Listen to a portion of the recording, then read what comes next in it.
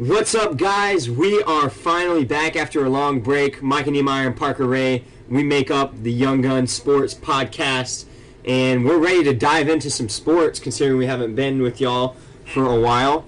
But that's okay. We're just we took a long break mainly because of college and work, but we are ready. We're in a groove now, and football season is right around the corner.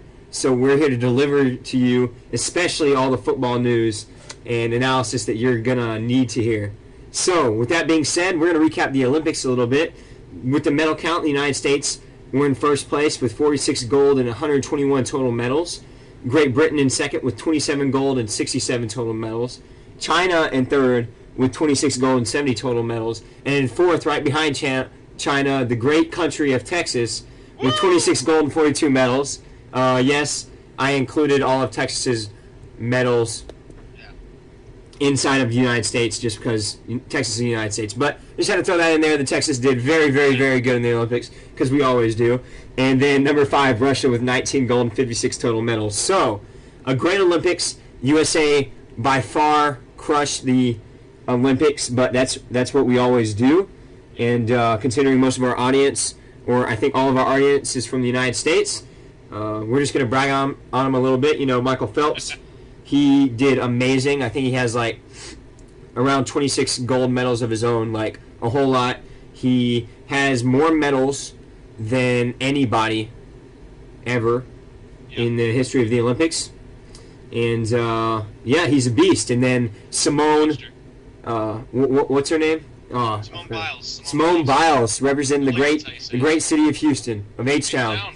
She showed up. She was expected to show up, and she showed up. So very happy that Simone Biles got herself, I think, 3 golds and a bronze, or 4 golds and a bronze. And then USA men's basketball team won gold by the lead of Carmelo Anthony and Kevin Durant. All I'm going to say about that whole thing is an Olympic medal is nice, but we're expected to get the Olympic medal. It's like it's like everybody expects Brad Pitt or Justin Bieber to have a hot girlfriend. You know what I'm saying? And I'm just gonna. They're gonna have that hot girlfriend. If they don't, you're upset at them. But if they do, you're not gonna celebrate it. You know what I'm saying? And I'm just gonna hop in real quick on the fact that saying some of these players, obviously, these were 2 players that didn't have rings. There was controversy with Carmelo Anthony. He later cleared it up with Stephen A. Smith and said no, why he's still playing in the NBA. He wants to win an NBA championship more than a gold medal. But honestly, that should have never even been a topic of worry. Like, there should never been any discussion about that. He should definitely want an NBA championship more than a gold medal. Yes, we're the USA. We're expected to win gold medal. And yes, it's nice as a nation to say, hey, we're the best country in the world at playing basketball. But, you know, it's kind of just implied. We have the NBA here in America for a reason. Yeah, because we're the best.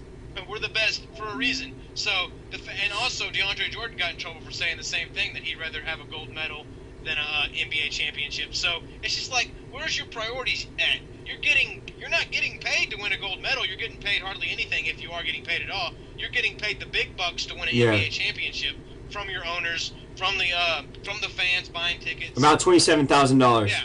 Yeah. So from the fans, you know, it's just unbelievable to me. It's unbelievable, the loyalty and the focus, the lack of focus at times during this. There was a couple games where I thought the USA wasn't going to win. Yeah. And it really scared me. Like, there was a game against it wasn't Spain, it was Australia. At least the first time we played Australia, it was a close one. And then I think there was a game after that. I can't remember who. I think it may have been Serbia. It was actually a pretty close game. Yeah, the first Serbia game. The second Serbia game, we killed them. Gold medal game. So. I think the media finally got to the players, and I think the overall, like, how. But obviously, we're practicing, but we're not like going 100% practicing. They're partying on the weekends. I mean, they're obviously not in their best form, but still, we got the job done. That's all that really matters. I know there's a lot of talk and stuff, but we were expected to win, and we did win. All right, at least 2004 didn't happen. So that's I feel like that's all we need to talk about on that. And with the Olympics, so the Olympics were great, entertaining. We all watched it. Usain Bolt showed up as normal. He's still the fastest guy in the world, and yeah, that's pretty much all we have to say about it. Moving on to basketball, or we still already kind of talked about basketball. and mainly local basketball, talking about Houston. Corey Brewer and Patrick Beverley both have great amounts of faith, and this was showed through the media, in Harden and the Houston Rockets. So, Parker, what do you think about this work ethic and all the news mainly from Beverley and Brewer about how we're having these players-only camps, and Harden took off the Olympics to work on his game. He dominated the Drew League, which it's a bunch of amateurs anyway. What do you think about all this? I think it's kind of the same point we made with the Olympics. How we're expected to be a certain way. We're expected to dominate in the Olympics. I think these superstars are expected to say those things to the media. Mm-hmm. Of course, they're going to say we have faith in our team. I feel like every player says that about their team. Now, for me personally, though, the difference is Patrick Beverley saying that about Harden. Yeah. Because that means he believes in his boy Harden. He didn't just say the Rockets, I believe. I think he said Harden. He said Harden. They were both. Yeah. They were both directed at Harden, but I just added the Rockets in there just because that's the team, No. I'm not getting on to you for that. No, I'm just saying good. how big of a difference it is when I'm talking about my analysis of it. Because the fact that he has that much faith in Harden really makes me feel good about our chances this year. And Harden's not a guy a lot of people talk too great about teammate-wise, at least when you get down to the nitty-gritty of it. So the fact that Beverly's excited about Harden, and Beverly's one of those locker room guys that people will rally around because he will go to war for you. He's one of the toughest guys to ever put on a Rockets uniform. I can honestly say that.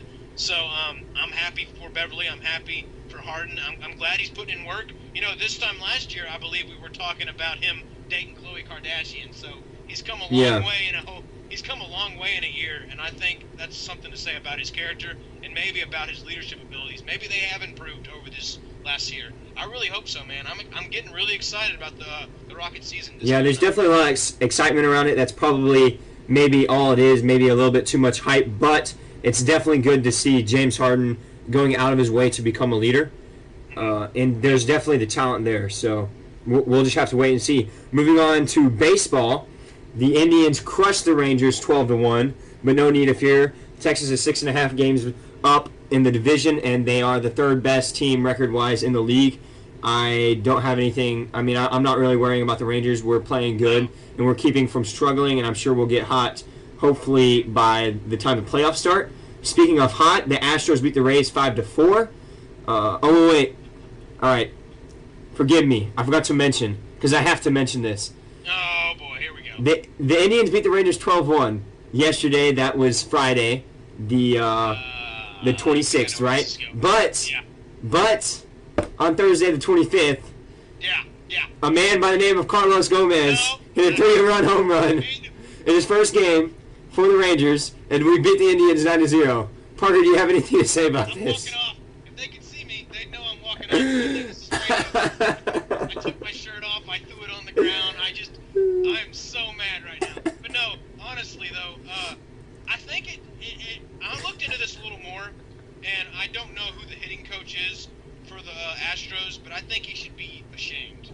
I think he should be fired. I'm going to look up his name later on, but if Carlos Gomez is having this immediate impact on a team like the Rangers, which is a stacked team to begin with, if he's having this immediate impact, I mean, this was his debut. This was one of his first at-bats, I'm pretty sure. So the fact that he did that right off the bat, it's kind of like, man, what were we doing wrong with him? I don't know if it's the personnel over there. Maybe it's the veterans with the Rangers that are kind of keeping him a level-headed guy, because Carlos Gomez, he can go off. He's unstable, let's be honest. We've seen him. The guy's crazy. Yeah. But when his energy is channeled to positive things, it's kind of like Dennis Rodman. When they channel his positive energy into basketball, when they channel Carlos Gomez energy into baseball and hitting the baseball, he's a solid player, man. He's one of the best in this league. I mean, he's a great center fielder. He covers a lot of ground out there. He's got a great arm, and he can hit the cover off the ball. It's just a matter of him channeling his inner energy and getting him to focus on the right thing. Yeah. So I think the Rangers are a good spot for him. When he was with the Astros, he was surrounded by a bunch of young guys who just kind of buttered him up, and, they basically just said, oh, yeah, Carlos, you do your thing, man. It's okay if you're struggling. Let's just have fun out there. Well, no, the Rangers, they have fun, but they're more business-minded than the Astros, and I think that actually helps Carlos Gomez. He needs a business-minded franchise. And we all know the Rangers head coach. I can't think of his name right now. Jeff Bannister. He's a no nonsense type of guy. We know that. Well, if Carlos Gomez plays like he did last year, then or pre-trade, then we're looking at a very solid player to help us finish the season. But let's just say I'm not expecting it. It was just a fun 3-run home run to watch. Just be a fluke. Yeah. But just some backstory for y'all who don't watch baseball a whole lot. Carlos Gomez was traded from the Brewers to the Astros at a trade deadline last year. He did decent last year, but this year he has been terrible for the Astros. And the Astros released him. The Rangers picked him up. 3-run home run. Speaking of the Astros beat the Rays 5-4 yesterday. They are 7.5 back in the division, but only 2.5 back in wild card. And more importantly, they have won 5 out of their last 6 after a major slump. Parker, what is the reason for their recent success? Recent success, I'll be honest with you. I haven't, moving in and being busy with college, I haven't exactly been able to watch the Astros as much as I could at home because I have the nice TV set up and I could watch whenever I wanted to. But I did catch, I think it's just a matter of just them getting hot right now. I think it may be a matter of too little too late. I think we have a big series against your Rangers coming up pretty soon. I don't know the dates on that, but it's not going to mean anything as it comes to like the winner of the division. I think we could still sweep y'all, and not that we're going to. We haven't beat y'all almost all year. We beat y'all like twice all year. But I'm saying, even if we do win that, I don't think it matters much in the AL West concerns. Yeah. We're just so far back. That being said, wild card is very reachable. Like you said, 2.5 games back. I feel like we can still sneak into the second wild card spot, and still, as a hopeful Astros fan, I gotta hope that. I gotta hope we can do it. But I don't have a lot of faith in the Astros going very far this year. They're just so inconsistent. Pitching hasn't been there. It seems like the atmosphere of just partying all the time last year, kind of in the dugout, kind of being crazy. It's fun to watch and stuff, but I would like to go back to the 2005 Astros where they were kind of business first. You want me to tell you why the Astros aren't doing as good as they did last year? Go tell me, please enlighten me. The Conger bat. The Conger bot, not the bat. Excuse me, the Conger bot. Oh, you know what? That is the reason. Hank Conger. Okay, They were stupid for getting rid of him. I said it too. I love the Conger bot, and I know what you mean by that, and I feel like, honestly, he was a great locker room guy. He was a business-minded guy. He came in from I think he came in from another franchise. I don't know which one, but he came in from a more business-minded franchise. And so I actually do. I think he came in from the Angels, to be honest. Or maybe he's back with the Angels. I'm not sure. One or the other. But anyway, Hank Conger definitely is missing the locker room. He wasn't much. He did some things on the field, but he was known for his locker room antics. So he definitely helped the younger players out there. But, yeah, I don't know what's wrong with the Astros besides that. The real legitimate reason is probably pitching, I'd say. Pitching has been a disappointment this year. Yeah, but I still think the Astros can do it, and since they brought up a couple players, they have been looking a lot better. So, I mean, everything's possible, and they're only 2.5 back. Granted, there are a lot of teams 2.5 back and around that area. But Astros fans have faith. Rangers fans, we're looking for the playoffs, but let's not get too comfortable.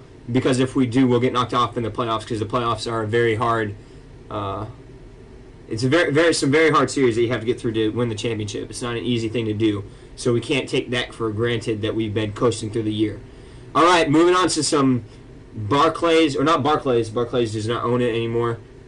Just English Premier League. Manchester United, my team, won this morning 1-0. Like I said, we're recording this Saturday on the 26th.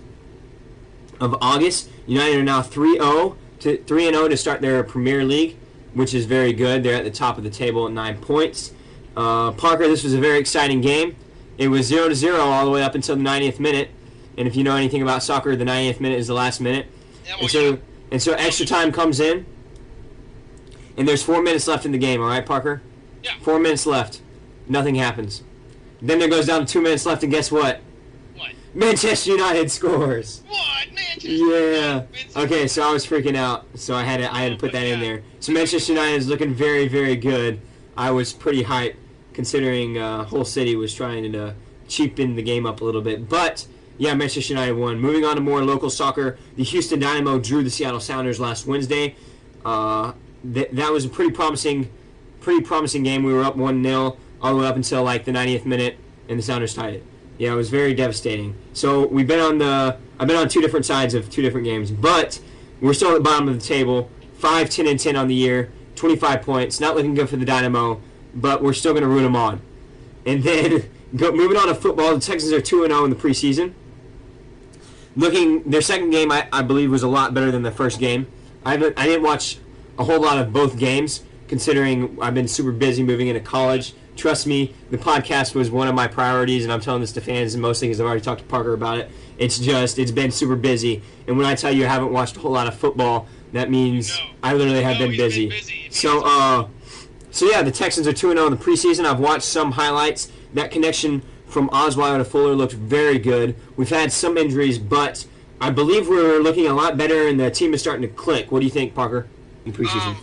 I mean, it's tough to say with preseason because, like you said, offensively, Brock Osweiler and his boys over there on the offensive end are only playing with like a fraction of the playbook because Bill O'Brien's offense is one of the more complex offenses in the NFL. It's a lot like, the Patriots' offense. It's based of that.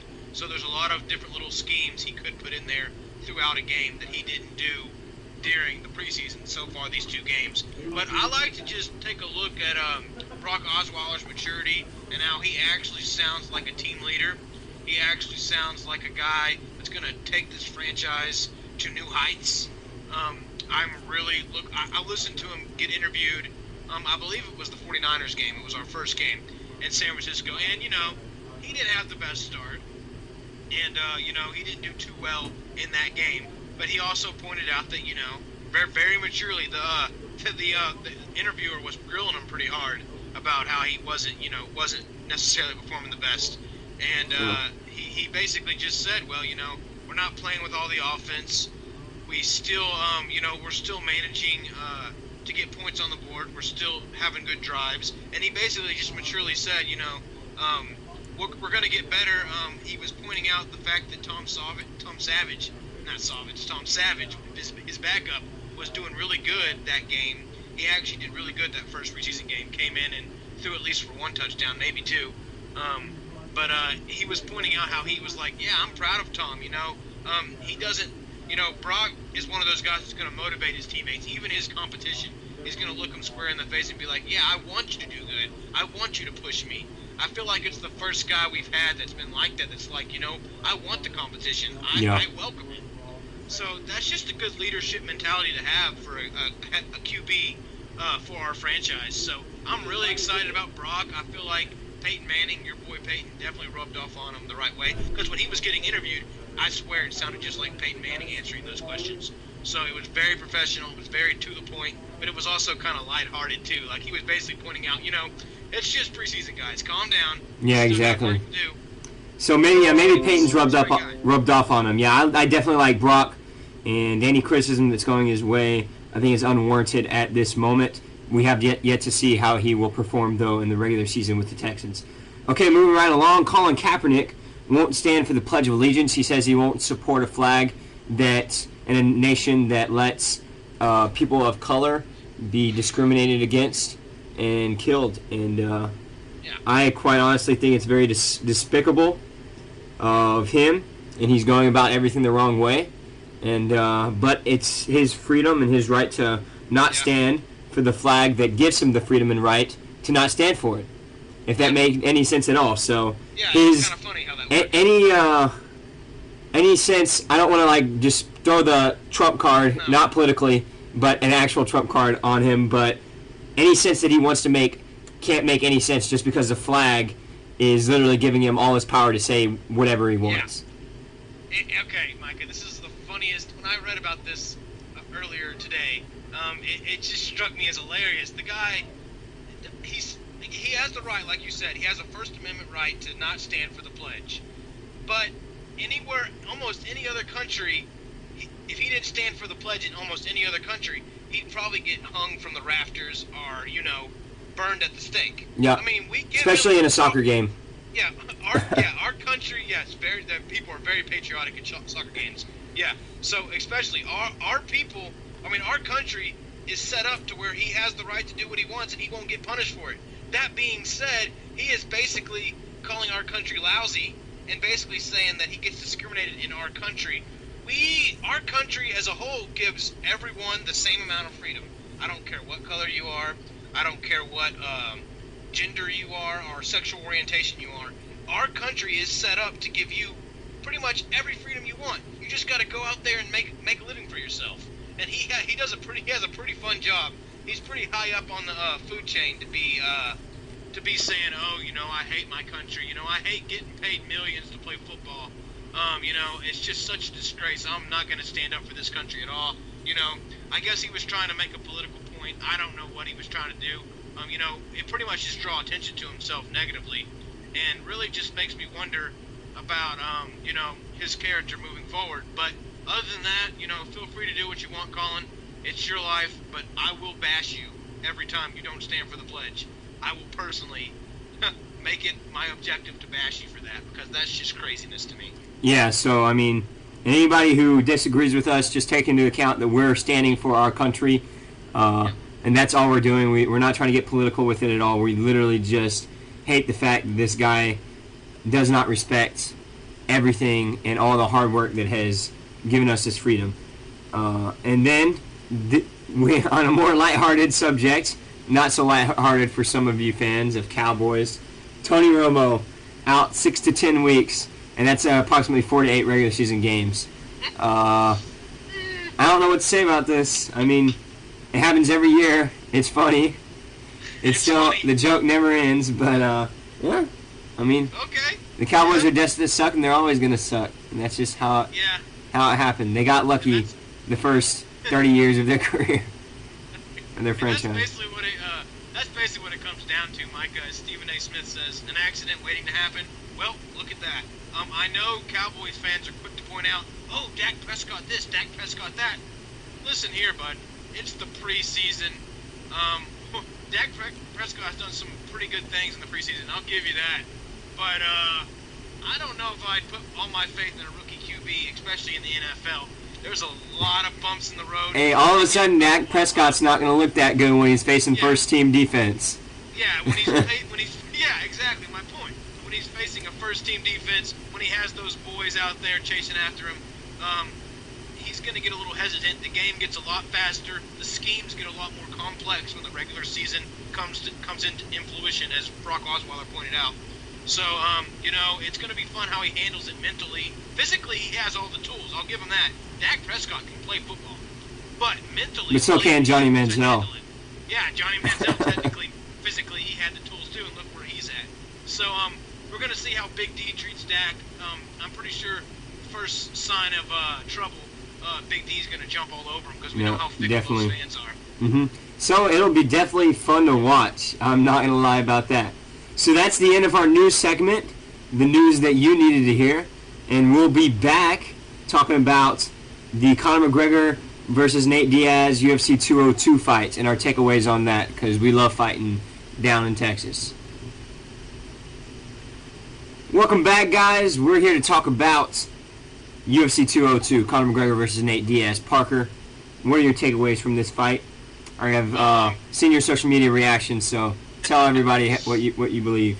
It was funny. Okay. So anyway, here's the fight. Basically, it came down.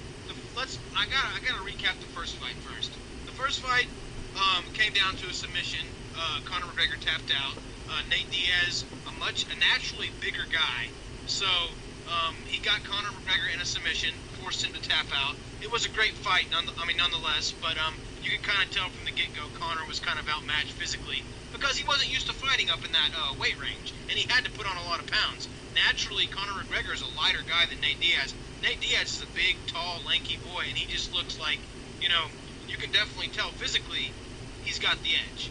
But the thing about Conor McGregor is he's a showman, he's smart, he's a cerebral fighter as much as he is a physical, dominating fighter. Yes, he's crazy, but that's kind of part of his cerebral mind games he plays on people. Before, you look at his interviews, you look at his press conferences, he has a character he plays, kind of like a WWE character almost, where he just kind of puts on a front to take people's eyes off the actual fight, and just look at what Conor's going to do. You know, what's he going to do? How crazy is he going to act? So it definitely played in. I think Nate Diaz fell head over heels for it. He got into a kind of a more laid-back style when he was fighting Conor. He definitely got his shots in, but it kind of just ended in a judge's decision, which, I mean, I personally hate to see. I like a definite end to a fight. I feel like when you're fighting a guy, especially in UFC, you kind of want to see a definitive end. You kind of want to see a tap out or a submission, or a tap out or a knockout. That's just kind of what you want to see. As a fan, at least, that's what I wanted to see. But you got to give it to Conor. He had good leg kicks. He kept Nate Diaz at bay, and Nate Diaz is a much better, it seems like, striker when it comes with his fist. Mm-hmm. But Conor's definitely a better leg. He was a better just all around. He's gonna adapt. He's a great adapter in the ring, and in the octagon, or whatever they call it. So he did the leg kicks. He added up on. I guess when you look at total strikes, it was actually pretty even, and some actually favored Nate Diaz. But when you look at the rounds, he won the early rounds just unanimously, and he went to town on Nate's face a couple times. That just made Nate, like, when you look at the two, you automatically assumed, okay, Conor won the fight, because Nate Diaz, he bleeds like a stuffed pig. That's just how it is. He's a bleeder. He bleeds even if he wins a fight. He still bleeds more. That's just how he is. He's gonna bleed. I mean, he's like Shane Battier. He just gushes blood. That's just who he is. That's just, he's a free bleeder. But I got to give it to looking back at the fight and actually talking to some friends who were fighters that I have up here at Texas State that actually talk about fighting, and my roommate's pretty knowledgeable on that aspect. And he basically said, well, listen, you can't expect a knockout every time. You can't expect the submission every time. You can't. It's just unrealistic. Selfishly, that's what I wanted, but I can honestly say I jumped the gun on that. It's been a while. I've looked over it, but and I got to give Conor props. I don't necessarily like him, but I kind of wanted Diaz to win, mainly because he was American, and he's just kind of the underdog. I always kind of go for the underdog in those things. But he already won the first fight, so I guess he is an underdog. But in my opinion, he was the underdog because, Conor McGregor, he's going to have the big name feel to him. So anyway, the leg kicks, you got to give it to Conor. He did his job. He went in there, and he won by decision. So I mean, the judges thought he won, so I got to respect that. Yeah. So my takeaways are that Conor McGregor got the he went in there and he took care of business. I know he probably could have done more, but the fact of the matter is that he did move up a weight class to go up against Nate Diaz. And in UFC, I believe it was 196 when he fought Nate Diaz the first time. He was super cocky, and Nate Diaz put him in his place. Conor McGregor literally was dodging punches with his fist down. He was just laughing, he wasn't taking anything seriously. And I love Conor McGregor, so I was kind of mad at this. I'm like, just take care of business, dude. Knock this dude out. But on the other hand, I was like, all right, if he pulls this out anyway, I don't care how much he laughs, But Nate Diaz is a fighter. He's got that American spirit in him, and he put him in his place. But the fact of the matter is that Conor McGregor is still a better fighter than him, even moving up a weight class. And I think this fight proved it. But I would like to see a third fight for Conor McGregor to actually knock Nate Diaz out, or finish it the right way, as we could say, or Nate Diaz to put Conor McGregor in his place for the final time. So I definitely want to see a third fight, but that's all I have to say about it. I think Conor McGregor definitely deservedly win, and it was a good fight. It could have been better, though, like you were saying. I agree, man. I agree. All right, so with that being said, that was our mini segment talking about UFC. We are going to jump right into our Kansas City Chiefs preview. This is... So basically, since we're not going to have enough time to preview every single team, we're going to highlight some of the teams that we want to preview. And this podcast, we're going to be highlighting the AFC later on. But in the AFC, we're going to be highlighting the Chiefs and the Texans. And so we're going to start off with the Chiefs, since the Texans are a fan favorite from our fans, obviously, because we are catering to Houston area a lot more. So with that being said, Parker, why did you choose to highlight the Kansas City Chiefs? I chose to highlight the Kansas City Chiefs because I feel like they're a complete team. They're probably I feel like they'll win the AFC West. I have them marked as that. We didn't get to preview the AFC West, but I think I also agree. I agree. me and you can both agree on that. They'll win the AFC West. And when everything's clicking for the Chiefs, and you look on paper, I pulled up the roster a minute ago, but they're deep in every position, especially on defense. You got Dontaria Poe leading the front line. You got Justin Houston and Tamba Ali being linebackers, and then you got Marcus Peters and Porter, I think, or Parker, one or the other. I forgot his name now. Think about it, but I'll look it up in a minute. But they just got so many. They got Eric Berry. That's the other guy. Yeah, Eric Berry's really good. Eric Berry. They got him from the. They picked him up. They already had him actually, but he's definitely. I mean, he's a solid secondary guy. I mean, he's a leader out there. I mean, just looking at them, they're stacked. Their defense is going to be there, and Andy Reid and his coaching staff on the defensive end. They'll take care of business there. I'm not really worried about that. Looking more into the, I guess, the offensive side of things, they're going to go as far as Alex Smith will take them. And I know that's funny saying that, it's kind of cliche thing to say about quarterbacks, but Alex Smith literally needs to step his game up. I'm not even joking about this because I feel like he's great. He does what the scheme tells him to do, but he needs to do one of those. He needs to play kind of outside the scheme a little bit. He you're needs to totally be more right. creative. Mm-hmm. He needs to be. He determines the Chiefs' destiny this year, and most of the time he gets them past the first round of the playoffs. And then he chokes. And So I mean, like, towards the end of the game, what like, he'll even have a. what is that going to do for you every year? Yeah, like you said, he'll have a great regular season, and he'll even have a first great game of the playoffs. But I feel like him and Andy Reid both, I still kind of blame Andy Reid a little bit too. Their play calling gets so conservative down the stretch. They'll get a big lead on a team, and they'll stop playing. Yeah. Like at halftime, they'll just stop playing. And Alex Smith will just stop playing. If everything's going well and his defense is giving him some room to operate and he's got a big lead, Alex Smith will take risk. He'll do everything. But when it gets down to the nitty-gritty and it gets close, he's going to be very conservative. He's going to pass it only to his tight ends. He's going to be very, very safe. He's not going to do anything down the field, a couple slant routes here and there, hand it off to Jamal Charles. It's not going to be any big play down the field, which I know he's capable of because he has the arm strength. It's just he doesn't have faith in his arm when it comes down the stretch. I think it's a mental thing. I think when Andy Reid takes maybe his safety belt off him and lets him go, I think it could be with that too. I think Andy Reid also doesn't have a lot of faith in him either. Yeah. But if he's going to win the playoffs, he's going to have to make some plays, and he's going to have to do it. It's going to be all on the quarterback. That's how you win games in the playoffs. I'm sorry. There's no other way around. It's a quarterback-driven league, and Alex Smith is going to have to show me more in the playoffs, but I feel like he has the potential.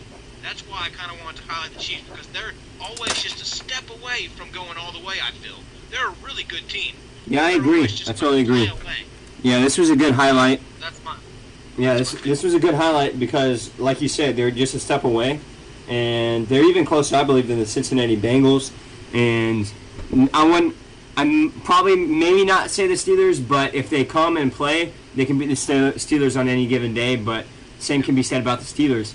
So, yeah, but I honestly think it's a good highlight, but I don't see the Chiefs winning the Super Bowl anytime in the near future, mainly because of Alex Smith. He's a great quarterback, but he's not a legit quarterback. You know what I'm saying? He's not elite, as the name always flows around the NFL. So, yeah, I mean that's pretty much it. You have to have an elite quarterback to come in clutch in the postseason. Ask Eli Manning. You don't have to be good in the regular season. I mean, you have to be decent. You still have to be above average, but a lot of quarterbacks are above average. You know what I'm saying? So Alex Smith has to get that clutch gene in him. I don't know where it is, but he has to find deep inside where it is, and I think that's mainly the reason. That's mainly probably the Kansas City Chiefs' only thing holding them back, besides Jamal Charles' health. His health for sure. But with that being said, Jamal Charles is way better than their running game has been, but their running game has been really good, so how much more can they actually improve with adding Jamal Charles? You know what I'm saying? Yeah. Their other running backs did step up last year, so it is a big problem. It was a big problem for them, but not a huge problem.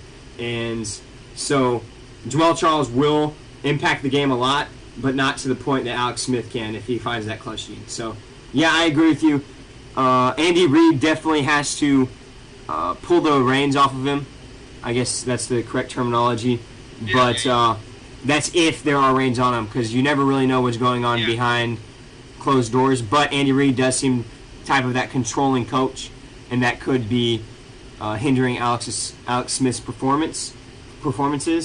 But it's definitely both their fault. But whoever's fault it is, they have to figure it out, or they're going to be looking like doing very good and then going home in the playoffs like they normally do. So yeah, that's the Chiefs highlight.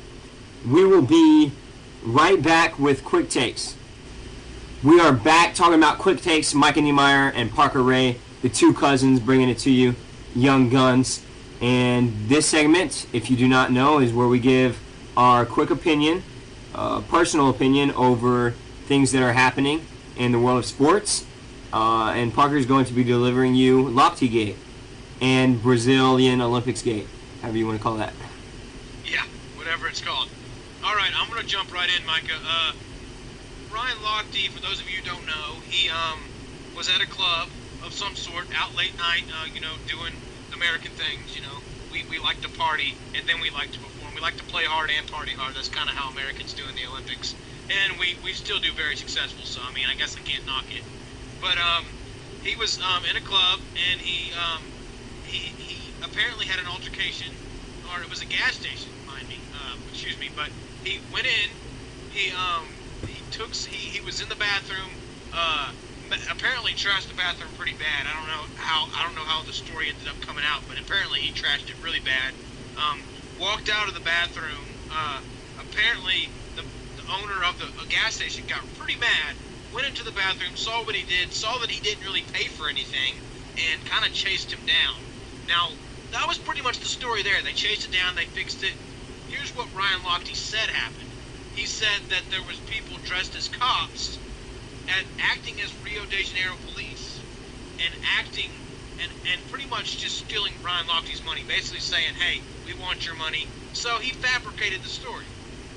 He basically lied to, I guess, push a political agenda or push the point that the Olympics shouldn't be in Brazil, which we all know, I guess, hindsight, he's right. The Olympics did have some problems, health problems. There was a lot of things going on. This wasn't exactly the best place politically and health-wise and environmentally-wise where we probably should have had the Olympics. Thinking about it, he has a point. But he can't fabricate a story like that because that just loses all kind of credibility. It makes people look at his legacy as a swimmer. And yes, he's right there. I put him right at number 2 behind Phelps. I mean, him and Phelps are the two top guys in swimming. And so, yes, with Phelps leaving, Ryan Lochte has a chance to make a name for himself kind of on his own and be the number 1 guy for America. But if he's going to be known for this shady stuff and lying and fabricating stories and trying to push a political agenda on the side, then I don't think I want him representing the country. And I know what he was trying to do, and I kind of almost agree with the point he was trying to make about Rio de Janeiro not being a safe place. I usually agree with Ryan Lochte on a lot of stuff he views, but I just don't like him using his platform like that. And he has a lot of people following him and a lot of people probably turning on Brazil like that because of the lie he told, and people trashing Brazil, people pretty much trashing the whole country because what Ryan Lochte said, that's not cool, man. Ryan Lochte should have never said it like that, and he should have never lied. Lying in general just doesn't get you anywhere. So I'm a little upset about that. Ryan Lochte, you have so much potential as a swimmer. You're a great athlete, and I would love you representing our country. But after that, it's kind of like, man, it's like you're always going to be that guy who lied in Brazil.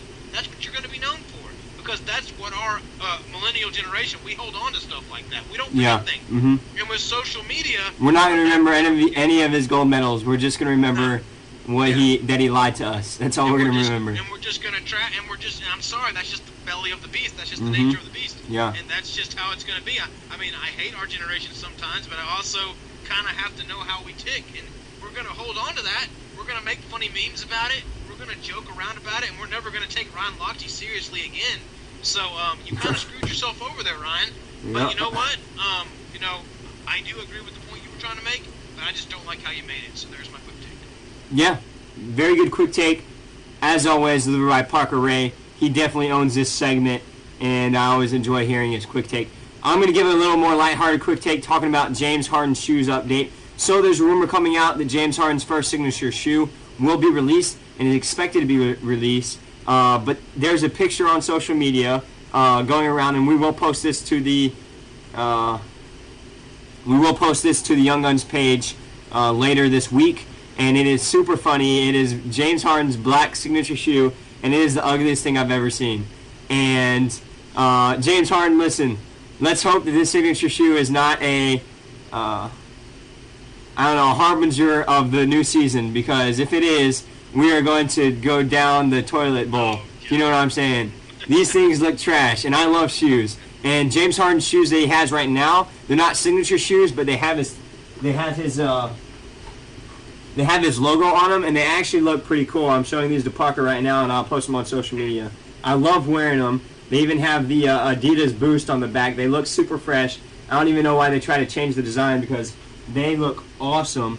And James Harden just came out with a very unoriginal looking boot, I guess you could call it. So that's my quick take, just bashing on James Harden a little bit. So we're going to be right back highlighting yours truly, Houston Texans. We'll be back in a jiff, whatever you want to call it. All right, Parker, I had this good idea that I'm going to bounce off of you real quick. Okay, go for it. What if we did an NFL special just previewing the NFL season altogether? Yeah, I think so, because, And another thing is I don't want my roommate to walk me in, so I was just going to cut it, do the Texans highlight and then finish it. Because I don't have a whole lot of time. And I think if we did the NFC and AFC, it'd be perfect, together. Okay. Yeah. Would you be able to do that? Yeah, I can run by it. Yeah. Okay, so what I was thinking is this is the third week, right? Week 3 for the NFL preseason. And so next week's going to be week 4. So we're going to shoot for either this week we're going to do our next podcast, or the weekend like we did this past week. And then after that week, or right before that Thursday night, when that football game is, we'll do the preview. If that's cool with you. That's cool. And I'll definitely keep my schedule open for that. So. Okay. All right, cool. I'll be open. All right, you ready to highlight the Texans? Let's do it. All right. Do you know all the injuries? Because I haven't kept up with injuries. I should. Because I know Nick Martin, our center, got injured for the season. Yeah, and I think he's out. So that might have been it, though. I think that's it. I think J.J. Watt, I posted to the page, he's coming back to practice next week. So for preseason game 4, he probably won't play, but he'll practice. He'll be on the field. So the fact that J.J. Watt's coming back, we're going to talk about that. Obviously, he's a big piece. But I guess we know enough about the Texans. The only big injury is Nick Martin. I think everything else is kind of falling into place. There hasn't been a lot of injuries this season, knock on wood. So yeah, so that's good. We've been good. You ready to go into it? Let's do it. This is gonna be fun. Okay, cool. We are back with our last segment of the day, highlighting the Houston Texans. Me and Parker are super excited because we love the Texans. So getting right off into it, we're going to talk about some injury statuses real quick. Our center, Nick Martin, he is out for the year, sadly, but we have some good young talent ready to take its place in there.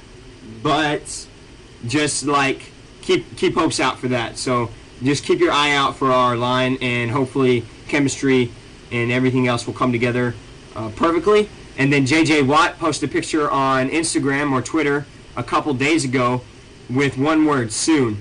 And so his injury status, it means he'll probably be back by game 1, I believe, because I believe in J.J. Watt, and he's a very hard worker. And whatever the doctors tell him, he's always going to beat that by a couple weeks because he's J.J. Watt. So I expect him to be back for game 1. He's a beast. I don't know if he'll be 100%, but I assume he will be. And just remember, we ended the year with not 100% J.J. Watt. So we're going to begin the year, hopefully, with 100% J.J. Watt and hit this year off right. All right, now let's talk about the Texans' playoff hopes and chances and how this offense is going to come together, Parker. Okay, I'm excited. I have a lot of faith in the Texans. I know it may be football season coming in close, but I really do. The number one Houston team I'm excited about the most is the Houston Texans. I feel like we have a legitimate shot to make some damage. I'll throw out my record prediction at the very end of the segment because I don't want to shock people. Because I mean they may start flipping tables over. But I'm just saying I have a lot of faith in them. And with Brock Osweiler at the helm, Lamar Miller, a good receiving back, a good back that's speedy, and we have a lot of speedy receivers. Will Fuller, Braxton Miller, DeAndre Hopkins obviously is a deep threat. I forgot the tight end we had. I know we still have Fedorowicz, Micah, but I'm not sure. I think I saw another. We drafted a tight end. I forgot what his name is. We drafted a tight end. But Fedorowicz is actually looking pretty nice right now. Yeah, surprisingly. And that's something we haven't had in our offense since Owen Daniels. I feel like Owen Daniels was the last really good tight end we had. So it'll be good to have some production from the tight end spot. Fedorowicz looks like a player. I've always kind of had faith in him. It's just if he can stay on the field and produce blocking wise. I don't know how good of a blocker he is, but he's a great receiver. And he's a very athletic guy. And also that new guy we drafted that I'll probably look up in a minute. But tight end production is going to be key for the Texans offensively. Defensively, I don't really have to worry. We have Cushing, we have Watt, we have Wilfork, we have Clowney, Merciless. I mean, our front seven is raw, baby. We probably got the best front seven in the NFL. Yeah, definitely. So, I mean, it's all about the back four guys, Joseph, Kareem Jackson, if those guys can step up, which I believe they will. We still got Clinton Demps, I believe. So, we still got some good guys back there, but it's all going to depend on, how they hold up. But our front seven is going to make it very easy for that back four. That back four is just going to have to hold their zone coverage or hold their man off for a little bit because our front seven is going to be coming. Every play, they're going to be coming. So, I'm excited. Bulls on Parade looks like it's in full effect again. I know in 2012 we said that Bulls on Parade. It was kind of a thing that we made up for our defense back when we had Wade Phillips. Yeah. It was just kind of how we saw ourselves. We literally saw our defense in the city of Houston and surrounding areas. We thought our defense was the best in the league, and we really felt that. Well, because they were. We were. I mean, there's no joke about it. By the stats. And people hate to point out the Texans have a great defense. I don't know why other specialists like NFL elitists, they hate to say Texans have a great defense, but we do. We literally have one of the best defenses in the league, and when healthy, we're going to show the world. We're going to shock the world. I guarantee it. I'm feeling a little too oriented. I got to calm myself down, but we have all the pieces. We can do it, Micah. And I'm just going to let you kind of get your excitement out of the way too, because I mean, I could go on and on rambling, but I know these people don't want to hear that. But I'm going to let you talk now. All right, listen. The fact of the matter is our season depends on one man and one man only, and his name is Brock Osweiler, and that's it. Everything else is ready in place. Our wide receivers are looking good. We have Braxton Miller. We have Will Fuller. We have DeAndre Hopkins. We have Cecil Shorts. Our offensive line is looking good. We spent a whole lot of money in free agency and some draft picks on an offensive line that's going to look great this year. And we're not going to, abiding injuries, we're going to look very good. But injuries always hit our offensive line. So, and we got Lamar Miller, and he finally has the chains off of his back that the Miami Dolphins head coaches have always put on him. And so we'll see what he can do without anything barring him. And then defensively, we are stout with J.J. Watt. We're not stout without J.J. Watt. So, I mean, everybody's looking very good, though, still without him. So with J.J. Watt in there, we should look very, very scary, let me just say. I mean, Merciless looks great. Clowney looks way better than last year. J.J. Watt is injured. Vince Wilfork still holding down the middle. Brian Cushing looks insane like he normally has. Bernardrick McKinney came out of nowhere last year and expecting to build on that. I mean, we have some good pieces. And that's not even talking about our secondary with Jonathan Joseph maybe coming off his best year yet. And same for Kareem Jackson, both of them having all-star years or Pro Bowl years in my opinion. And then our safeties with Quentin Demps and Andre Howell, I mean, they were stout too last year. So, I mean, defensively, we have nothing to worry about. We were perfect last year, and we expect to be perfect this year. That's pretty much it. Our offense, we've done so much to help it. So if it can come together, especially Brock Osweiler, because he's a leader, and I have 100% faith in Brock Osweiler, then we'll be good. And if we're going ahead and doing our predictions for a record, I'm going to go ahead and go out on a limb and say 12-4 for the Texans, because we were 9-7, and I believe Brock Osweiler can add on 3 games. But more realistically, if I'm going to give a floor, I would say Brock Osweiler either gets injured or muffs it up, and we go 9-7 again. And the ceiling is 16-0, and that's if Brock Osweiler plays like Alex Smith. If Brock Osweiler plays like Alex Smith, we can go 16-0. I can guarantee you that. Because our defense is better than the Chiefs. Our running game is better than the Chiefs just based off of offensive line. And our receivers are better than the Chiefs. So, I feel like... obviously we lost 30-0, so they put us in our place last year. But the fact of the matter is that we have an offense now. So watch out. Watch out. We picked up an offensive line. I think we picked up an offensive lineman from the Chiefs, at least a guard, I think. Yeah, we did. Yep, so, we did. You know what? You can't beat them. Join them. Take their players from them. That's what we're doing. We're pulling the oldest trick in the book. I feel like Bill O'Brien. Or if you can't beat them, have them join you. Yeah, exactly. That's more correct. Yeah, but same concept. But I feel like Bill O'Brien's taking a page out of his mentor, Bill Belichick, and just taking players from teams just so other teams can't do good. That's pretty much what he's doing. I mean, that was a genius move, taking their offensive line away from them. So I'm excited, man. Next thing we know, Bill O'Brien grows out hair and starts wearing a hoodie everywhere. Just a Dark Lord of the Sith thing going on for him. That'd be hilarious. Have the hoodie on and everything. Oh man, that would look just like Bill Belichick. That is. Exactly. But yeah, dude, like you that's said, what I was hinting to. Well, that's funny. That's the same. Like the first number you said was 12-4. That's legitimately where I think we'll land. I thought about 16-0 too when you said that ceiling. I honestly do believe our ceiling is like 15-1 or 16-0. Yeah, I honestly definitely. believe we could run the gauntlet. But as a little more legitimate record-wise, I don't see why 12-4 or 11-5. That seems like a legitimate. Brock Osweiler, if Matt Schaub can get us to 12-4, you can. And we were on the route to get to 14-2 if it weren't for him being Matt Schaub. So if Brock Osweiler is a player that we think he is, oh, we're set. We are set. We are set. So it's going to be an exciting year in the NFL. Parker, is there anything else you want to add? For the NFL, just stay tuned, fellas. Our next podcast will be more in-depth overall view of the NFL. Yeah. But for now, just stay tuned, stay classy. We'll keep this more of a weekly thing now, hopefully. But I love you viewers. Stay with us. We definitely grew a lot since last time. So yeah. So yes, have fun, you beautiful people. Have a great week, and definitely looking forward to our NFL preview of the whole NFL season, just to get everybody hyped up, or more hyped up if they're not already hyped up for the NFL season. So with that being said, we are the Young Guns. I'm Mike Niemeyer, joined as always by my cousin Parker Ray. Peace out, everybody.